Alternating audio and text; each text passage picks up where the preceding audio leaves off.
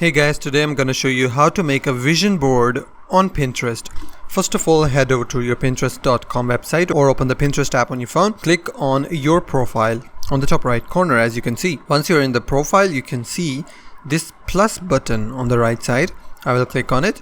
It will ask me to create a pin or a board. I will click on create a board. Now it's asking me to set a name for the board that I want to create. So I will type the name video inspiration,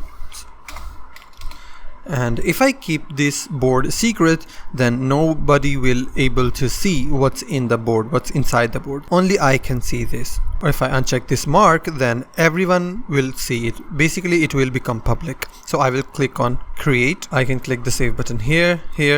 Whatever I'm saving is being added to my brand new board that I have just created. I'm clicking done. Now I have created a new board with 6 posts in my board. If I click on my profile again, so as you can see, all pins are here and video inspiration pins is also here. So from here I can create more boards or add some new posts into my existing board. And so basically that's how I can make a vision board on Pinterest. If you find this video helpful, please hit the like button and also don't forget to subscribe.